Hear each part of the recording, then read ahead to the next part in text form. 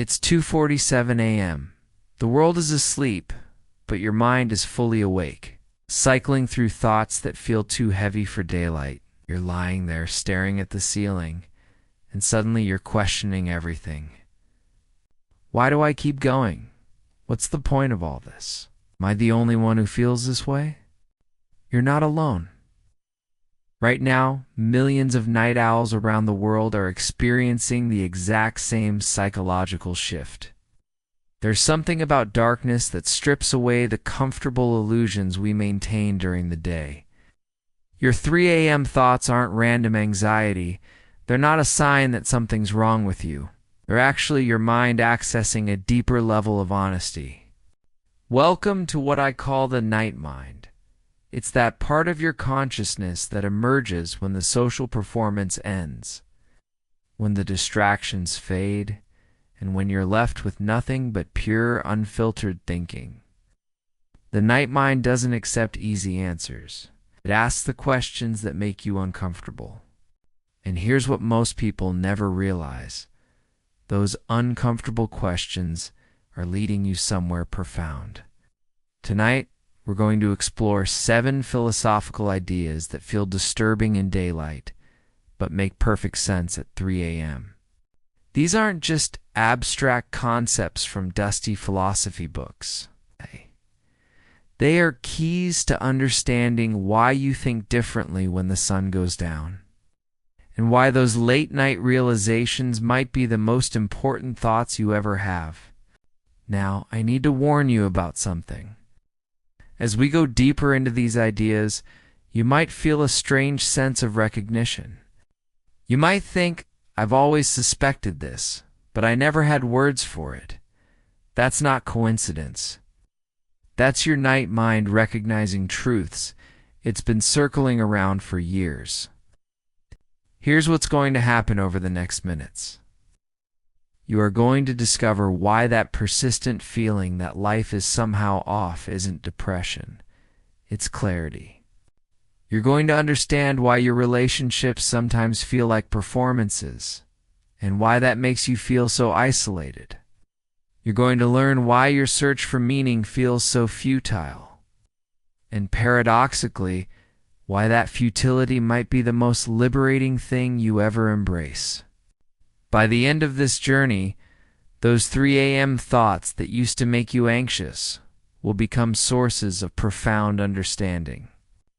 You'll see tomorrow's sunrise with what I call night vision clarity. You will carry these insights into your daylight world, but you'll never again dismiss the wisdom that comes to you in darkness. But here's the thing that might surprise you most. The philosophers we're about to explore, thinkers like Schopenhauer, Sartre, and Camus, they weren't trying to make people miserable. They were trying to set people free. They understood that sometimes you have to walk through the darkness to find authentic light. Research shows that night owls like you actually have enhanced creative problem-solving abilities during evening hours. Your brain's default mode network, the part responsible for self-reflection and meaning-making, becomes more active when the world quiets down. What you're experiencing isn't insomnia-induced anxiety. It's your mind operating at its most honest level. So let's begin with perhaps the most fundamental question your night mind has ever asked. Right now, in this moment, you're choosing to stay alive. You're choosing to continue existing despite all the pain, boredom, and uncertainty that life contains. But have you ever really wondered why? What is it that keeps you going, even when rational analysis suggests that existence might not be worth the struggle? This question leads us to our first disturbing truth, one that explains why you feel driven to keep living even when life feels meaningless. It's called the will to live, and once you understand it, you'll never look at your own persistence the same way again. But this drive has a dark secret most people never realize, and it explains why simply being alive sometimes feels like a burden you can't put down. Are you ready to discover what your night mind has been trying to tell you all along? Think about yesterday. Maybe you felt frustrated at work, disappointed in a relationship, or just generally exhausted by the weight of existing. Yet when you went to bed, you set an alarm for today. You made plans, however small. You assumed you'd wake up and continue. This assumption, this automatic commitment to tomorrow, reveals something profound about human nature. Arthur Schopenhauer, writing in 19th century Germany, called this force the will to live. But here's where it gets interesting. This isn't your conscious decision to keep going. This isn't your rational mind weighing pros and cons and deciding life is worth it. This is something much deeper, much more primitive, and much more powerful. Schopenhauer described the will to live as a blind, relentless drive that compels every living being to survive, reproduce, and persist. It isn't rational. It isn't conscious. It isn't even necessarily in your best interest. It simply is. He wrote, "Life is assured to the will to live. Therefore it clings to it, even in the most miserable conditions." Picture this. You're lying in bed at 3 a.m., genuinely questioning whether existence is worth the struggle. Your rational mind is listing all the reasons why life feels pointless, painful, or overwhelming. But even as you're having these thoughts, your heart keeps beating, your lungs keep drawing breath.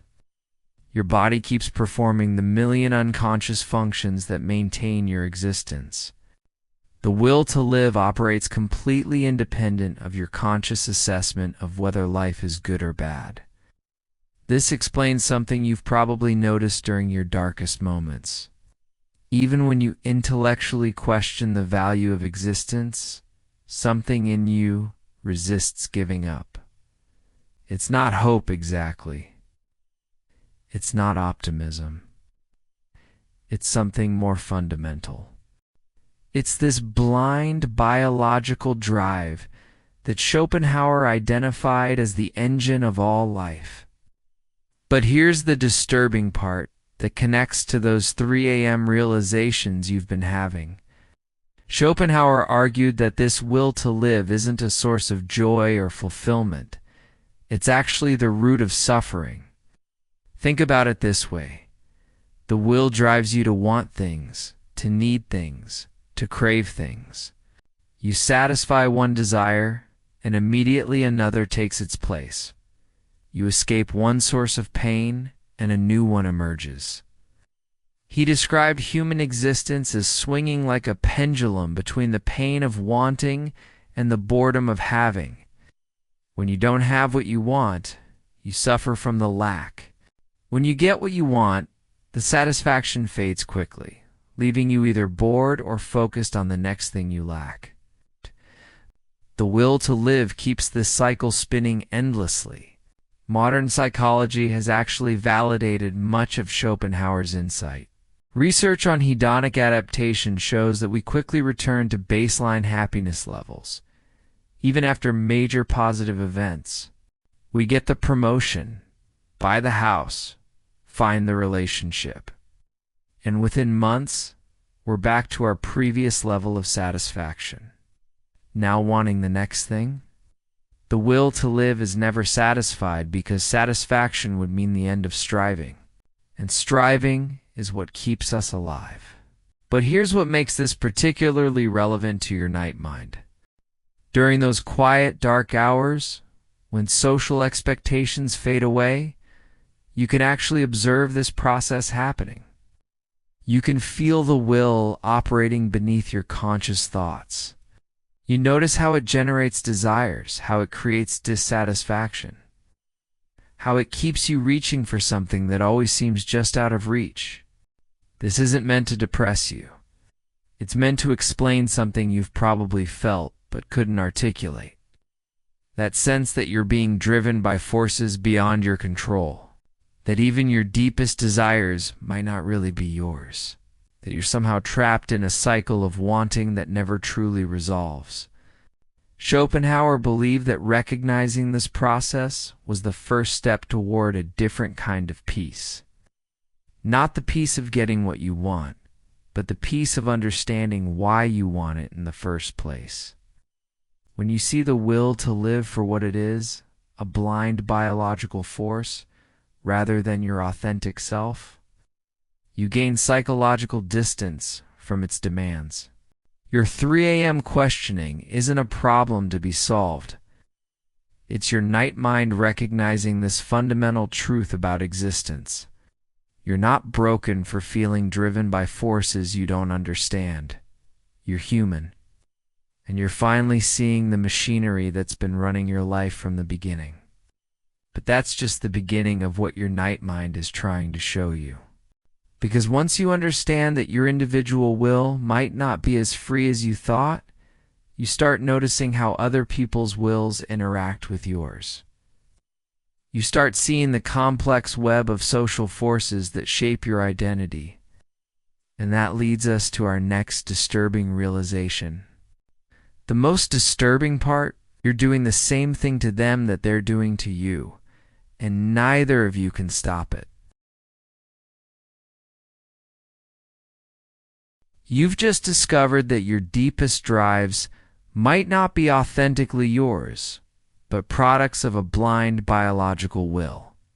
Now here's where it gets even more unsettling. Every person you encountered today saw a version of you that isn't really you, and you did the same thing to them. Jean-Paul Sartre captured this perfectly when he wrote Hell is Other People.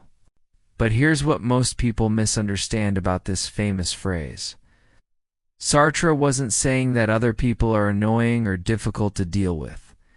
He was pointing to something much more profound and disturbing about the nature of human relationships and identity itself. Think about your last social interaction. Maybe it was at work, maybe with friends, maybe even with family. Without realizing it, you performed a version of yourself. You emphasized certain aspects of your personality, downplayed others. You adjusted your language, modified your opinions slightly to fit the social context. This wasn't dishonesty exactly. It was the automatic human response to being observed. Sartre argued that the mere presence of another person fundamentally changes who you are in that moment. Their gaze, their expectations, their judgments create what he called the look. Under the look of another person, you become an object in their perception, rather than the free, authentic subject you experience yourself to be when you're alone. Picture yourself standing in front of a funhouse mirror that distorts your reflection. No matter how you try to adjust or explain what you really look like, the reflection is what everyone watching sees, and it becomes how they know you. Sartre argued that this is what it feels like to exist in the presence of others. Every glance, every judgment, imposes a version of you that may not align with who you actually are inside. But here's the truly disturbing part that your night mind has probably already recognized. You cannot escape this. Even when you're trying to be completely authentic, the very act of being witnessed changes what authenticity means. You're not just being yourself, you're being yourself for someone else, which is already a kind of performance. This explains that exhausting feeling you get after social interactions, even positive ones. It's not just introversion, it's the psychological strain of maintaining the complex balance between who you are and who you're expected to be. Your night mind recognizes this strain because in the darkness alone, you finally get to drop all the performances and just exist. Modern psychology has validated Sartre's insight through research on social identity theory. We constantly adjust our self-presentation based on our audience, often without conscious awareness. We literally become different versions of ourselves in different social contexts. The you at work is not the same as the you with your family, which is not the same as the you with your closest friends. But here's where it gets even more complex. You're not just performing for others, you're also casting them in roles in your personal narrative. That coworker you find annoying, you've reduced them to the annoying coworker. In your mental framework, that friend you admire, they've become the successful one in your story. You're doing to them exactly what they're doing to you, turning complex human beings into simplified characters that fit your psychological needs. Sartre called this process bad faith. The way we reduce ourselves and others to fixed roles and characteristics to avoid the anxiety of authentic existence. It's easier to think of yourself as the responsible one or the creative type than to face the terrifying freedom of being able to choose who you are in each moment. This creates what Sartre described as a fundamental conflict in human relationships. We desperately want to be seen and understood by others. But the very act of being seen changes us into something that isn't quite authentic. We want love and recognition, but we can only receive love and recognition for the version of ourselves that we perform, not for who we actually are in our most private moments. Your late-night social media scrolling reveals this process perfectly. You see curated versions of other people's lives, carefully constructed performances designed to generate specific impressions. Meanwhile, you're crafting your own posts, consciously or unconsciously, performing a version of yourself. Everyone is performing for everyone else. An authentic connection becomes nearly impossible. But here's what your night mind understands, that your daytime social self often forgets. The loneliness you feel isn't because you're broken or antisocial. It's because genuine human connection requires dropping the performances, and most social structures make that feel too risky. The version of yourself that others love might not be the version that you actually are. This isn't about becoming antisocial or cynical about relationships. It's about understanding why authentic connection feels so rare and precious when it does happen. Those moments when you feel truly seen by another person, when the performances drop and you connect human to human rather than role to role. Those moments are profound precisely because they're so difficult to achieve. Sartre believed that recognizing this dynamic was the first step toward more authentic relationships. When you understand that everyone is performing to some degree, you can have compassion for the exhaustion of it. When you recognize your own tendency to reduce others to simple characters in your story, you can make the conscious choice to see them as complex, changing human beings instead. Your 3 a.m. thoughts about relationships, about feeling misunderstood or disconnected, aren't signs that you're failing at human connection. They're your night mind, recognizing the inherent difficulty of authentic relationship. In a world where everyone is simultaneously performer and audience. But that's just the social dimension of what your night mind is uncovering. Because once you see how performance shapes your relationships, you start questioning something even more fundamental. You start wondering whether the whole human search for meaning and purpose might be just another kind of performance. A story we tell ourselves to avoid facing a much more unsettling truth about existence itself. So you've realized that your deepest drives aren't authentically yours, and that your relationships are complex performances where no one is fully seen. Now comes perhaps the most unsettling recognition of all, your search for meaning. That fundamental human need to understand why you exist and what your purpose is might be like asking a rock to explain poetry. Albert Camus called this collision between human need and cosmic silence the absurd. But here's where it gets interesting. The absurd isn't just the idea that life is meaningless. It's the specific tension between your deep, persistent need for meaning, and the universe's complete inability to provide it. Think about it this way. You wake up every morning with questions. Why am I here? What should I do with my life? How should I treat other people? What happens when I die? These aren't casual curiosities. They're urgent existential demands that seem to come from the core of your being. You feel like you need answers to live authentically. But when you look around for those answers, what do you find? You find a universe that operates according to physical laws, not moral principles. You find a cosmos that's billions of years old and billions of light years wide, completely indifferent to your personal struggles. You find silence where you expected guidance, randomness where you expected purpose. This is what Camus meant by the absurd. It's not that the universe is hostile to your need for meaning. It's worse than that.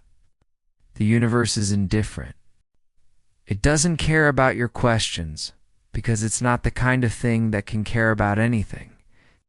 You're a meaning-seeking creature in a meaning-absent reality. Your night mind has probably already sensed this during those 3 a.m. moments when you step outside and look at the stars. There's something both beautiful and terrifying about that experience. Beautiful because you feel connected to something vast and eternal. Terrifying because you realize that vastness has no interest in you, no plan for you, no message for you. It just is, and you just are. And there's no inherent connection between those two facts. Most people respond to this recognition in one of two ways. Either they create elaborate philosophical or religious systems to convince themselves that meaning does exist somewhere, or they fall into despair and conclude that if there's no cosmic meaning, then nothing matters at all. Camus argued that both responses miss the point. Here's the counterintuitive insight that makes this philosophical concept so liberating once you really understand it. The absurd isn't a problem to be solved. It's a condition to be embraced. The fact that the universe doesn't provide meaning doesn't mean you can't create meaning. It means you're free to create whatever meaning you choose. Camus illustrated this with the myth of Sisyphus, the king condemned by the gods to push a boulder up a mountain for eternity. Every time he reaches the top, the boulder rolls back down, and he has to start over. This seems like the perfect metaphor for human futility. We work, we achieve, we build, and eventually death erases all our efforts. The boulder always rolls back down. Here's Camus's brilliant insight. Sisyphus can choose how to relate to his situation. He can push the boulder in despair, focusing on the futility. Or he can find meaning in the pushing itself, in his defiance of the gods, in his refusal to be broken by an absurd punishment. Camus famously concluded, "One must imagine Sisyphus happy." This connects directly to something your night mind has probably already intuited. Those moments when you feel most alive, most authentic, most present, they don't come from discovering some cosmic purpose that was hidden from you. They come from choosing to engage fully with life despite its apparent meaninglessness. They come from creating your own reasons to care. Think about the activities that make you feel most genuinely yourself. Maybe it's a creative project, a relationship, a cause you believe in, a moment of natural beauty. The absurd perspective doesn't diminish these experiences.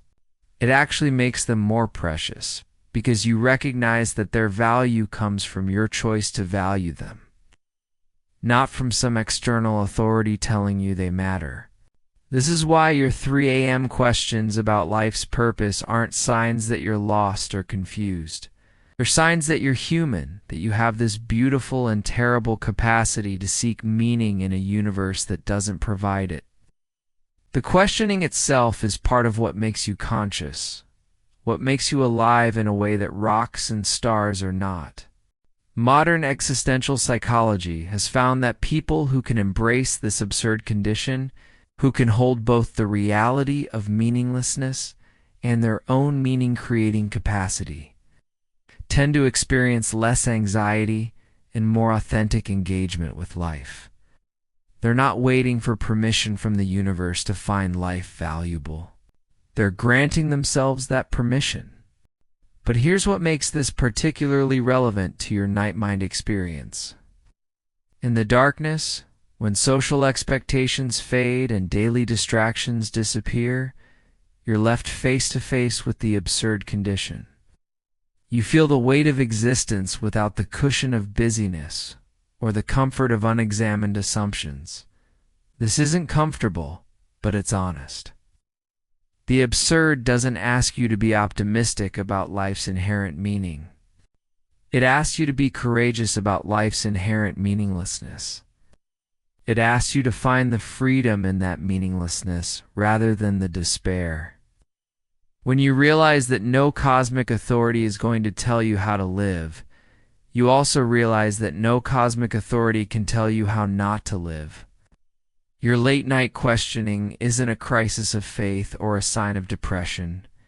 It's your consciousness doing what consciousness does, seeking meaning and confronting its absence.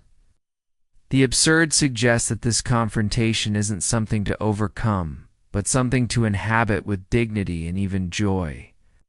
But embracing the absurd raises another disturbing question that your night mind has probably already encountered. If you can't rely on the universe for answers, if you can't fully trust other people's perspectives, and if meaning is something you have to create rather than discover, then what can you actually know with certainty? What can you be sure is real? This question leads us into even more unsettling territory, where even your most basic assumptions about reality start to dissolve. You've just discovered that meaning is something you create rather than find, which means you can't rely on the universe to tell you what's true or important. But now comes the question that might shake everything you think you know. What if everything you're certain about is wrong? What if the very foundation of your reality, the basic facts you never think to question, are nothing more than elaborate assumptions? This is where radical skepticism takes your night mind into truly unsettling territory. Descartes, writing in the 17th century, decided to doubt everything he possibly could, to see if anything remained that he could know with absolute certainty. He doubted his senses. He doubted the physical world. He even doubted mathematical truths. He imagined a malicious demon that might be deceiving him about literally everything. But here's what makes this particularly relevant to your late-night thoughts. You've probably already experienced moments of radical skepticism without realizing it. Those times when you wake up from a vivid dream, and for a few seconds, you're not sure which reality is real. Those moments when you're driving at night and you suddenly question whether you're actually awake. Those instances when you look in the mirror and feel like you're seeing a stranger. Your night mind naturally tends toward this kind of questioning, because darkness removes the visual certainty that dominates your daytime experience. When you can't see the familiar objects that anchor your sense of reality, your mind starts to wonder what's actually there, what's actually real, what you can actually trust. Think about how much of what you know about the world comes from sources you've never verified personally. You believe the Earth is round, but have you seen it from space? You believe in historical events, but were you there? You believe in scientific facts, but have you conducted the experiments yourself? Most of your knowledge is based on trusting other people's reports, and those people got their knowledge from trusting still other people's reports. This isn't about becoming a conspiracy theorist or rejecting all knowledge. It's about recognizing how much of your certainty is actually faith. Faith in your senses. Faith in other people's honesty. faith in the consistency of natural laws, faith that your memory accurately represents past events. These are reasonable faiths, but they're still faiths, not certainties. David Hume took this skeptical questioning even further. He pointed out that even our most basic assumptions about causality might be unfounded. You see one billiard ball hit another, and the second ball moves. You assume the first ball caused the second ball to move. But what you actually observed was just one event followed by another event. The connection between them, the idea that one caused the other, is something your mind adds to the experience. This connects to something your night mind has probably already noticed. Those moments when you're lying in bed and you start questioning the chain of events that led to some situation in your life. Did you choose your career, or did circumstances push you into it? Are your preferences really yours, or are they products of your upbringing, your culture, your genetics? The more you examine the supposed causes behind your life, the more mysterious and uncertain they become. But here's where radical skepticism leads to its most unsettling conclusion. If you doubt everything external to your immediate experience, what remains? Descartes found his famous answer, "I think, therefore I am." Even if everything else is an illusion, the fact that you're having thoughts proves that you exist as a thinking being. But notice how lonely this certainty is. You can be sure that you exist, but you can't be sure that anything else does. Modern neuroscience has actually deepened these skeptical concerns. We now know that your brain constructs your experience of reality rather than simply recording it. Your visual system fills in blind spots. Your memory reconstructs rather than replays events. Your attention creates the illusion of a rich, detailed world when you're actually only processing a tiny fraction of available information. The reality you experience is more like a convincing simulation than a direct perception. This explains something your night mind has probably sensed during those quiet, dark hours. Sometimes reality feels thin, doesn't it? Sometimes the solid world of objects and facts feels more like a story you're telling yourself than an objective truth you're discovering. That's not paranoia or mental illness. That's your consciousness recognizing its own role in creating the experience of reality. But here's the counterintuitive insight that makes radical skepticism liberating rather than paralyzing. If you can't be certain about external reality, then you're free from the tyranny of having to conform to supposedly objective facts about how you should live. If reality is partially constructed by your consciousness, then you have more power to shape that construction than you might have realized. Your late-night reality questioning isn't a sign that you're losing your grip on sanity. It's a sign that you're recognizing the constructed nature of everyday experience. Most people live as if their particular way of seeing the world is simply how the world is. Your night mind is sophisticated enough to recognize that your way of seeing is just one possible way among many. This doesn't mean that nothing is real or that all perspectives are equally valid. It means that certainty is rarer than most people assume, and that intellectual humility might be more appropriate than dogmatic confidence. When you hold your beliefs more lightly, you become more open to new information, more curious about other perspectives, more flexible in your thinking.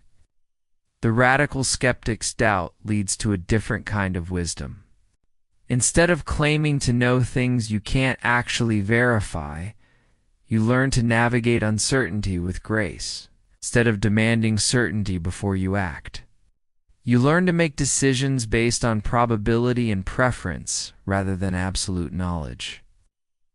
But this recognition that certainty is elusive raises another disturbing question that your night mind has probably already encountered. If you can't be sure what's real, And if you can't rely on external authorities for truth, then what about moral certainty? What about your confidence that some things are right and others are wrong? This leads us to perhaps the most unsettling possibility of all. What if morality itself is just another story we tell ourselves?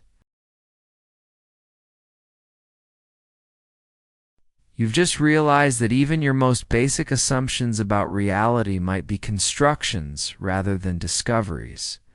Now comes perhaps the most disturbing question your night mind can ask. What if good and evil, right and wrong, aren't universal truths, but human inventions?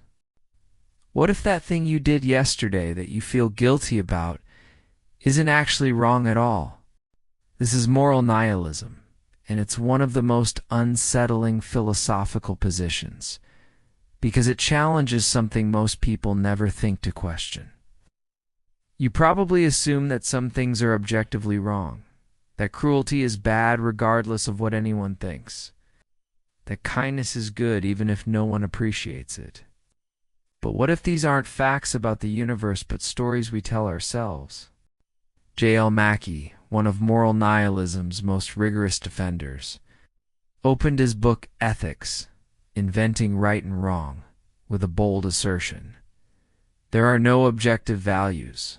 For Mackie, moral claims like stealing is wrong or helping others is good aren't facts about the world. They're projections of human emotions and social conventions as unreal as shadows cast on a wall. But here's where it gets interesting. Mackie didn't arrive at this conclusion through cynicism or cruelty. He got there through careful philosophical analysis. His first argument is what he calls the argument from relativity. Look across cultures and throughout history, and you'll find wildly different moral codes. One society's virtue is another's vice. If morality were truly objective, wouldn't we expect more consistency? Think about your own moral intuitions and how they've changed over time. Things you felt certain were wrong when you were younger might seem morally neutral to you now. Behaviors your grandparents considered immoral might seem perfectly acceptable to you. Even your day-to-day moral judgments shift based on context, mood, and circumstances. This suggests that moral feelings arise from human psychology and social conditioning, rather than cosmic truth. Mackie's second argument is even more unsettling. He calls it the argument from queerness. If objective moral values existed, they would be unlike anything else in the universe. It would be strange metaphysical entities that somehow guide human behavior. How would we even detect such things? How would they influence our actions? The idea that moral facts exist out there in reality, independent of human minds, seems implausible when you really examine it. Your night mind has probably already sensed this during those 3 a.m. moments when you're reviewing your day, questioning your choices. Sometimes the moral rules that seemed obvious in daylight feel arbitrary in darkness. That argument you had, that decision you made, that judgment you passed on someone else. In the quiet honesty of night, they might feel less like responses to moral facts and more like expressions of your particular psychology, your cultural programming, your personal preferences.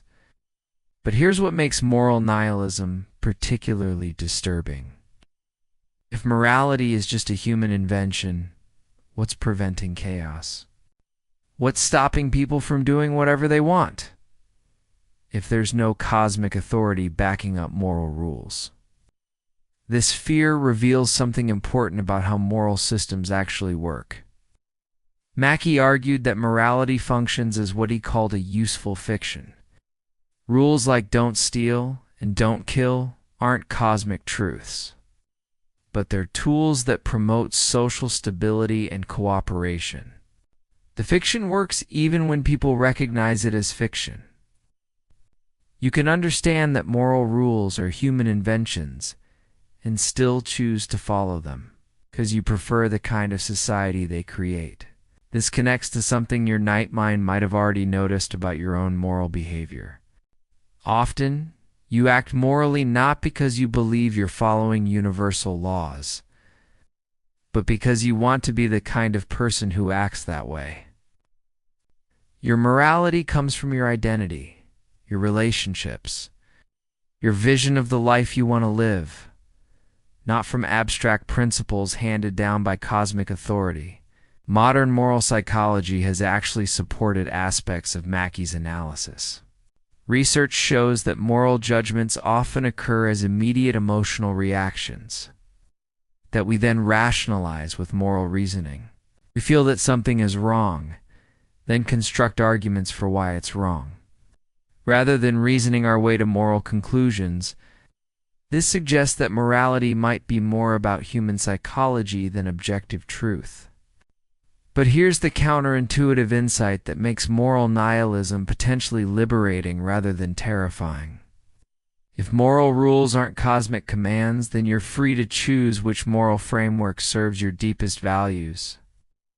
You're not bound by traditional moral systems that might conflict with your authentic understanding of how to live well. This doesn't mean anything goes, or that all choices are equally good. It means that moral responsibility shifts from following external rules to consciously choosing the kind of person you want to be and the kind of world you want to help create. Your moral choices become expressions of your authentic self rather than attempts to conform to supposed universal laws. Your late-night moral questioning, those moments when conventional moral rules feel arbitrary or constraining, isn't moral confusion. It's your consciousness recognizing the constructed nature of moral systems and potentially preparing to choose more consciously which moral framework aligns with your deepest values. Think about the moral causes that genuinely inspire you, the ethical positions that feel most authentic to your experience. Moral nihilism suggests that these aren't reflections of cosmic truth, but expressions of who you choose to be. This makes them more personal, more meaningful, and more genuinely yours. The most profound moral acts might not be those that follow universal rules, but those that emerge from authentic choice about the kind of reality you want to help create. When you're kind, not because kindness is objectively good, but because you choose to be someone who contributes beauty to the world. Your kindness becomes an expression of freedom rather than obligation. But if morality is a choice rather than a discovery, and if reality is partially constructed rather than simply perceived, then what about the choices themselves? What about your sense that you're the author of your decisions, the captain of your own ship? This leads us to our next disturbing possibility. What if the very experience of making choices is itself an illusion?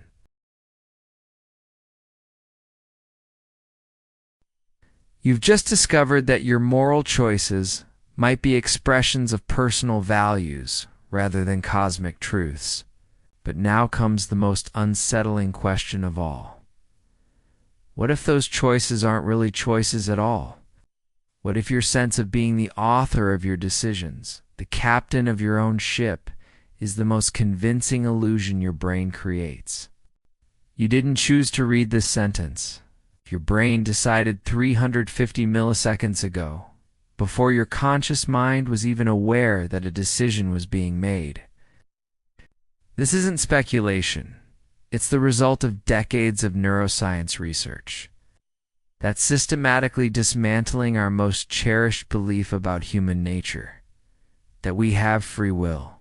The philosopher Baruch Spinoza captured this beautifully 3 centuries before we had brain scanners.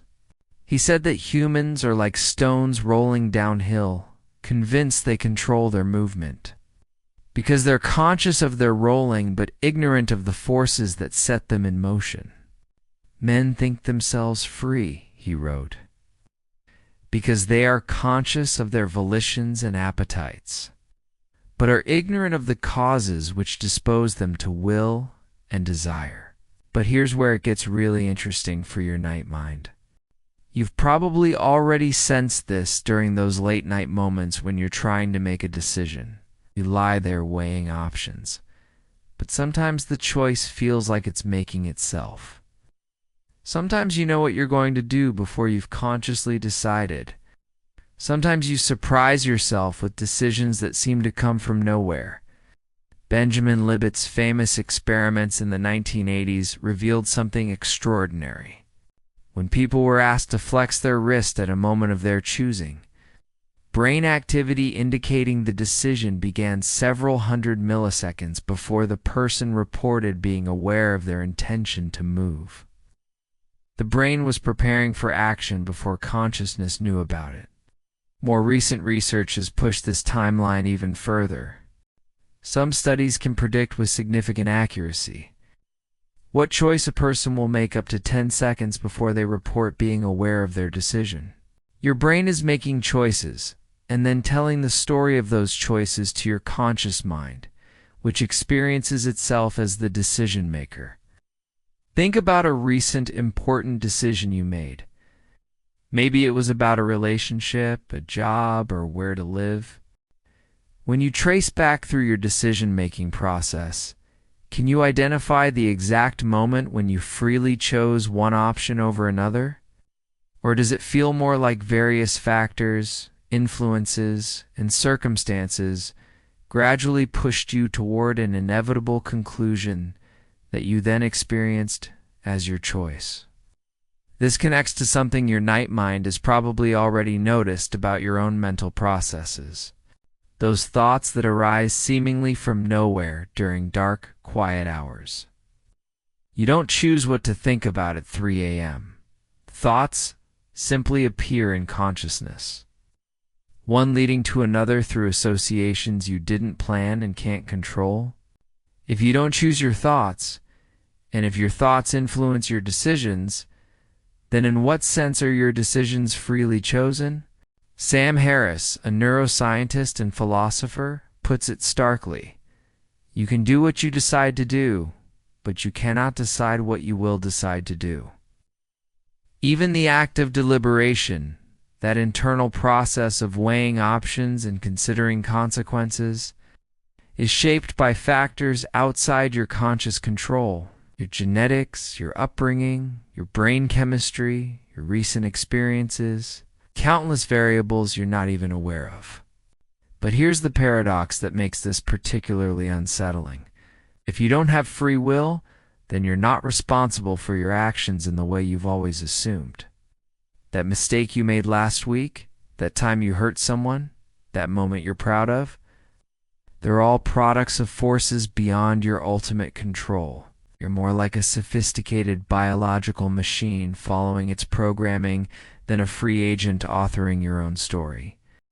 Yet recognizing this doesn't eliminate your sense of agency or make your decisions feel less important. Your brain continues to generate the experience of choice even when you intellectually understand that the choice might be illusory.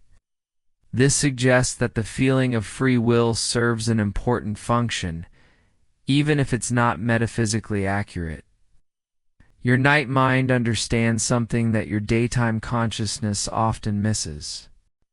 Those moments when you feel driven by forces beyond your understanding, when you can't explain why you want what you want or why you do what you do, those aren't signs of personal weakness or confusion. They're glimpses of the underlying reality that all human behavior emerges from complex causal networks rather than uncaused free choices. But here's the counterintuitive insight that makes this recognition potentially liberating rather than depressing. Understanding that free will is an illusion can actually increase your compassion both for yourself and others. When you realize that everyone's actions emerge from factors beyond their ultimate control, blame and judgment start to feel less appropriate than curiosity and understanding. This doesn't eliminate accountability or make consequences meaningless. Social systems of responsibility still function because the experience of being held accountable influences future behavior. even if that influence operates through deterministic mechanisms rather than free choice. You can still prefer some outcomes over others and work to promote the ones you value, even if your preferences and efforts are themselves products of prior causes. Your late-night self-criticism, those moments when you replay your mistakes and wonder why you acted the way you did, might feel different when you recognize that your actions emerged from the complex interplay of genetics, its environment, and circumstance, rather than pure free choice. This doesn't excuse harmful behavior, but it can reduce the unnecessary suffering that comes from self-blame and moral judgment. The illusion of free will raises profound questions about identity and responsibility, but it also opens space for a different kind of wisdom. Instead of trying to control outcomes through sheer force of will, you can learn to influence the factors that shape decision-making. It's your environment, your relationships, your mental habits, your exposure to ideas and experiences. Your night mind's recognition that thoughts and desires arise without your permission isn't a problem to be solved, but a truth to be integrated. You are not the author of your mental content, but you are the experiencer of it. And that experience itself has value and meaning, even if it unfolds according to natural laws rather than supernatural freedom. But if you're not the free author of your choices, and if your sense of self is shaped by forces beyond your control, then what exactly are you? This question leads us into territory that's even more unsettling. What happens when the very sense of being a self starts to dissolve entirely? You've just discovered that your choices might not be as free as you thought, that you're not the author of your decisions in the way you've always assumed. Now comes the most fundamental question of all. Who are you? Strip away your name, your job, your memories, your personality traits, your relationships, your beliefs, your preferences. Keep stripping away layers. What's left? This question leads us to ego death, the dissolution of the self, where the boundaries between you and the world vanish entirely. It's perhaps the most profound and unsettling experience human consciousness can have. And your night mind has probably already touched its edges during those late hours, when your sense of individual identity feels thin and permeable. In Buddhism, this recognition is called anatta, or no self, the understanding that what we think of as a permanent, unchanging self is actually an illusion. What you experience as you is more like a river than a rock, a constantly changing flow of sensations, thoughts, emotions, and perceptions with no fixed center, no unchanging essence. Think about this carefully. When you say, "I am thinking," what exactly is the I that's doing the thinking? Is it your brain? But your brain is constantly changing, replacing cells, forming new connections. Is it your memories? But your memories are unreliable, constantly being reconstructed and modified. Is it your personality? But your personality has changed dramatically over the years and continues evolving. Carl Jung, the pioneering psychologist, explored ego death through what he called individuation, a process where the ego confronts the unconscious and dissolves illusions of separation. He described it as a psychological death and rebirth, where the small self encounters something far greater than the individual personality. Jung called it a confrontation with the self, revealing something beyond the ego's narrow identity. Your night mind has probably already sensed this during those profound moments of late-night introspection. Sometimes, in the darkness and silence, the boundaries of your individual self feel less solid, don't they? Sometimes you feel connected to something larger, more universal, as if the walls between your consciousness and the rest of existence have become transparent. Modern neuroscience has actually begun to map what happens in the brain during ego dissolution experiences. The default mode network, a set of brain regions associated with self-referential thinking and the sense of being a separate self, shows dramatically reduced activity. It's as if the neural mechanisms that create the illusion of being a distinct individual temporarily shut down.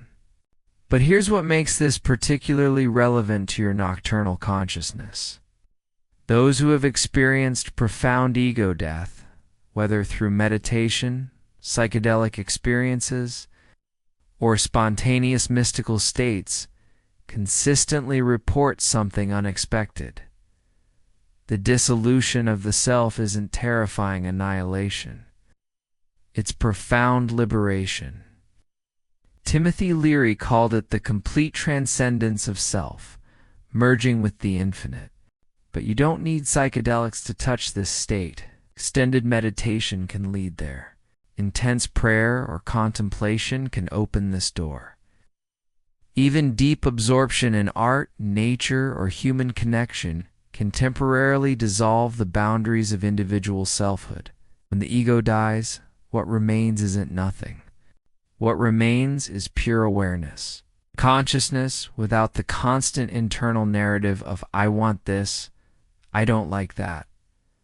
I remember when, I hope that.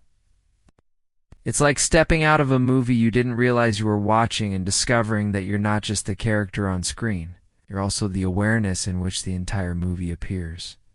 This connects to something your night mind might have already experienced during those moments when you feel most present and alive.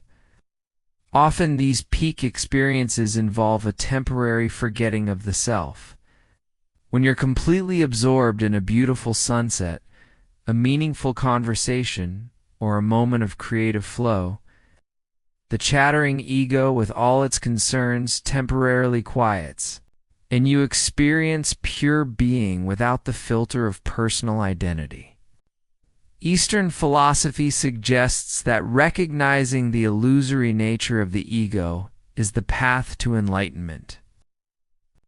When you see through the fiction of being a separate self, you realize your fundamental interconnectedness with all existence. You're not an isolated individual, struggling alone in an indifferent universe. You're a temporary expression of the same consciousness that animates everything. But here's the paradox that makes ego death both profound and practical. You can't actually kill the ego permanently while remaining functional in daily life. The ego is a useful organizing principle that helps you navigate social reality, make decisions, and maintain continuity of experience. The insight isn't to eliminate the ego, but to see through its illusion of being your ultimate identity. Your late-night experiences of feeling dissolved, connected, or boundaryless aren't signs of mental instability. They're glimpses of your deeper nature beyond the constructed sense of individual selfhood. The ego is like a character you play, a role you inhabit, but it's not who you fundamentally are. This recognition can be initially disorienting. If you're not your thoughts, your emotions, your memories, or your personality, then what are you? The answer that emerges from ego death experiences is surprisingly simple. You are the awareness in which all these phenomena appear. You are the consciousness that experiences thoughts, emotions, and sensations, but you are not identical to any of them. Understanding ego death doesn't require achieving complete dissolution of the self. It simply requires recognizing that your sense of being a separate, permanent self is a construction rather than an absolute truth. This recognition can bring tremendous freedom from the ego's constant concerns about self-image, achievement, and comparison with others.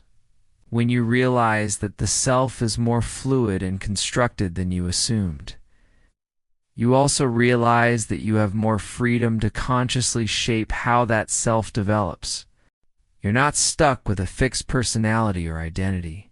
You're not permanently defined by past mistakes or achievements. You're an ongoing process of becoming rather than a finished product. But if the individual self is an illusion, and if consciousness might be more fundamental than personal identity, this raises another profound question about the nature of existence itself. If you're not who you thought you were, then what about the reality you thought you inhabited? These 7 recognitions have been building towards something, a complete transformation in how you understand yourself and your place in existence. When you started watching tonight, you thought you were the author of your own story, living in an objective reality, following universal moral laws, connected to others through authentic relationships, and searching for cosmic meaning with your free will intact. Now you understand something profoundly different, and that understanding changes everything. Let's trace the journey your night mind has taken. You discovered that the drive keeping you alive operates beneath conscious control, that your relationships are complex performances where authentic connection is rare and precious, that your search for meaning is a beautiful human response to a silent universe, that certainty is far more elusive than you assumed, that moral rules might be useful fictions rather than cosmic commands, that your choices emerge from prior causes rather than free will, and that your very sense of being a separate self is a construction rather than an ultimate truth. These aren't 7 separate philosophical problems. They're 7 facets of a single recognition that your night mind has been circling around for years. The recognition that the story of separate selves, making free choices in an objective reality according to universal moral laws, is a compelling fiction that helps organize human experience but doesn't describe the actual nature of existence. But here's what makes this recognition profoundly liberating rather than nihilistically depressing. When you see through these illusions, you don't lose everything. You gain something far more precious: authenticity. You stop trying to be someone you're not, to control things you can't control, to find certainty where none exists, to discover meaning that was never hidden, to make choices that were never free, to maintain a self that was never solid. Instead, you learn to dance with uncertainty, to create meaning rather than discover it, to influence rather than control, to connect authentically rather than perform constantly, to embrace your driven nature rather than fight it, to hold your moral commitments lightly while still choosing them consciously, and to experience yourself as process rather than thing. Your 3 a.m. thoughts weren't signs of mental illness or spiritual crisis. They were your consciousness doing what consciousness does when social expectations fade and comfortable illusions become transparent. They were glimpses of a more honest way of being in the world.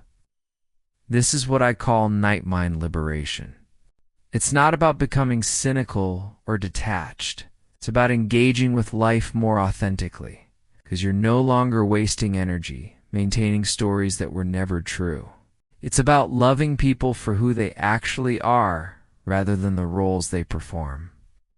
It's about creating values that reflect your deepest commitments rather than following external moral authorities.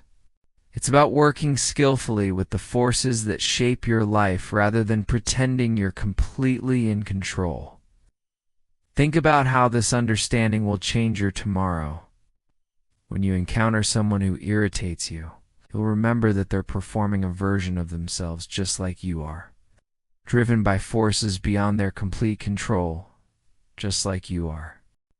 When you face a difficult choice, you'll focus on creating conditions that influence good outcomes, rather than agonizing over decisions that are emerging from prior causes anyway. When you search for meaning, you'll create it consciously, rather than waiting for the universe to deliver it. When you feel isolated or misunderstood, you'll remember that authentic connection is rare. Precisely because it requires dropping the social performances that usually separate us. When moral rules feel arbitrary or constraining, you'll remember that you're free to choose which values align with your deepest sense of how you want to contribute to the world. You'll remember that you're a temporary expression of the same consciousness that animates everything. It's not an isolated individual struggling alone. The philosophers we've explored tonight weren't trying to make people miserable. Schopenhauer, Sartre, Camus, Descartes, Hume, Mackie, and the Buddhist tradition were trying to set people free from illusions that create unnecessary suffering.